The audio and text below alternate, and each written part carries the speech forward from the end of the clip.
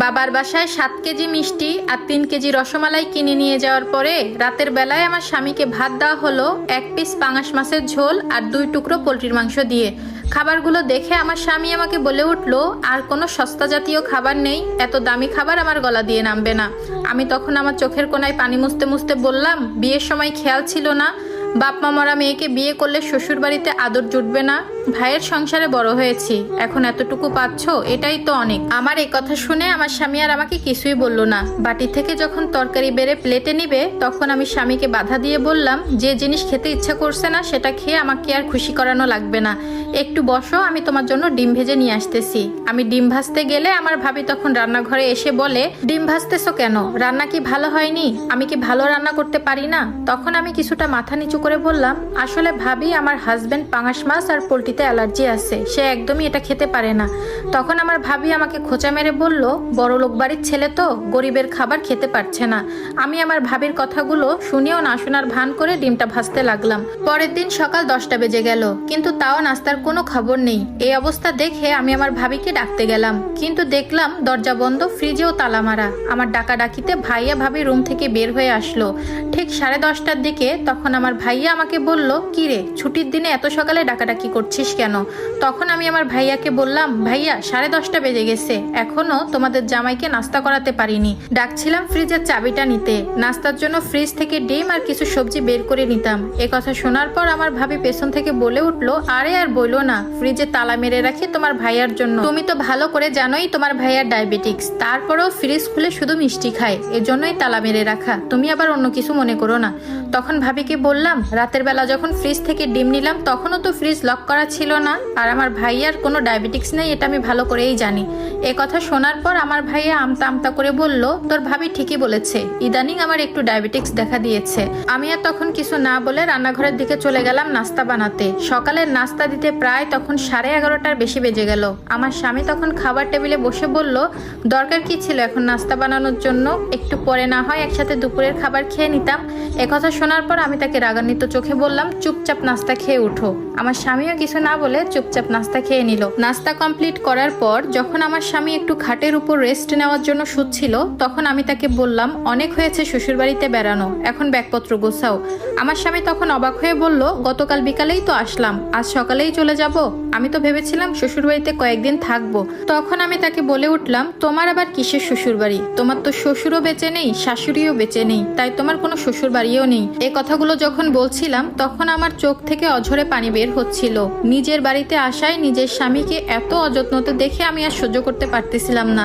এরপর আমি ব্যাগপত্র গুছিয়ে আমার স্বামীকে নিয়ে আমার বাবার বাড়ি থেকে চলে আসলাম। ঠিক ওই দিনই আমার শ্বশুর বাড়িতে একটা বিয়ের দাওয়াত ছিল। দাওয়াতটা ছিল তার চাচাতো ভাইয়ের বিয়ে। আমার চাচা শ্বশুর আমার শাশুড়িকে ডেকে নিয়ে বলল, ভাবি, ফকিন্নের বাড়ি থেকে ছেলেকে বিয়ে করায়নি, মেয়ের বাড়ি থেকে আমার ছেলেকে ফ্রিজ, টিভি, মোটরসাইকেল, ঘরের আসবাবপত্র সব কিছু দিয়েছে, আপনার ছেলে শ্বশুর বাড়ি থেকে আপনাদের কি দিয়েছে?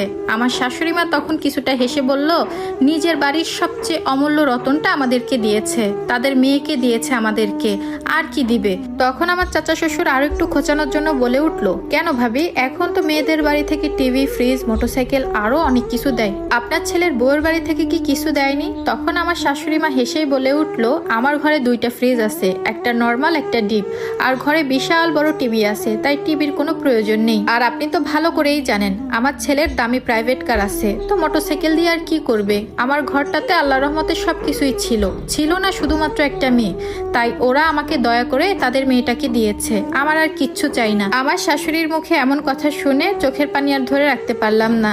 আমার শাশুড়ি তখন আমাকে দেখে বলল, এই তোর সমস্যা কি? কিছু হলেই এরকম চোখের পানি নাকের পানি এক করিস কেন? এত সুন্দর করে সেই কত সময় ধরে সাজলি আর এখনই নষ্ট করে ফেললি। শোন মা, আজকে তোকে একটা কথা বলি, আমার বিয়ে হয় সেই 16 বছর বয়সে। বিয়ের পর থেকেই দিন রাত কষ্ট করে সংসারে কাজ করতাম, এত কষ্ট করে সারাদিন খেটেও কোনো সম্মান পেতাম পেতাম না। শাশুড়ি, ননদ, দেবর সবাই আমার বিরুদ্ধে কোনো না কোনো অভিযোগ রাখতো। এক সময় বুঝতে পারলাম আমার এই মুখ বুজে থাকাটাই যত সমস্যার কারণ। এরপর থেকে যে যেটা করতো তাকে সেটা চোখে আঙুল দিয়ে বুঝিয়ে দিতাম।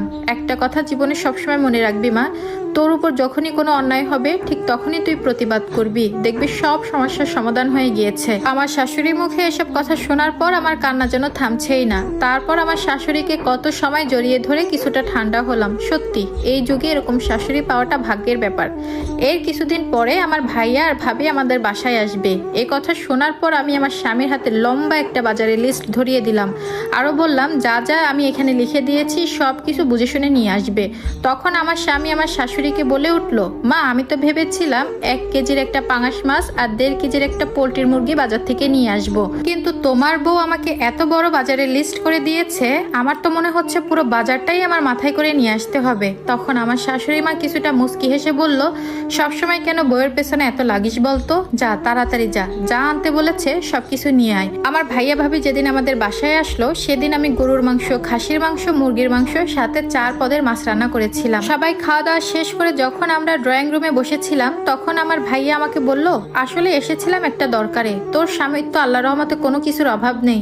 আসলে আমার দিনগুলো এখন তেমন একটা ভালো যাচ্ছে না। আমি চাচ্ছিলাম বাবা মা বেঁচে থাকতে তোকে যে জমিটা তোর নামে লিখে দিয়ে গিয়েছিল সেই জমিটা বিক্রি করে বাজারে একটা ব্যবসা দাঁড় করাবো, আর বোন যদি পারিস এখন ওই জমিটার দাবিটা তুই একদমই ছেড়ে দে। তখন আমি বললাম, কেন আমি দাবি ছাড়বো, এখনো দাবি আছে বিধায় আমার বাবার বানানো বাড়িটাতে বেড়াতে গিয়েছিলাম। বেড়াতে গিয়ে 1 টুকরো পাঙাশ মাছ আর 2 টুকরো পোল্ট্রি মুরগি দিয়ে তো জামাই নিয়ে ভাত খেয়ে আসতে পেরেছিলাম। ওইটুকু দাবি আছে বিধায় সেই বাসায় যেয়ে আমি একবেলা ভাত খেয়ে আসতে পেরেছিলাম। আর দাবি যদি সম্পূর্ণ ছেড়ে দিই তাহলে তো বাড়ির আশেপাশে আমি কখনো যেতে পারবো না। আর তারপর আমি আমার ভাবিকে বললাম, আচ্ছা ভাবি, আমার ভাইয়া যখন তোমাদের বাসায় বেড়াতে যায় তখন কি ভাইয়াকে তোমরা সকাল 8টা নাস্তা দুপুর 12টায় দাও? আর ভাবি এটাও শুনে রাখো, আমি এতটাও ছোট লোক হইনি যে তোমাদের ফ্রিজ থেকে খাবার বের করে আমি আমার স্বামীকে খাওয়াবো। আমার শ্বশুর বাড়ি দেখলেই বুঝতে পারতেছো যে আমরা কোন অবস্থাতে আছি।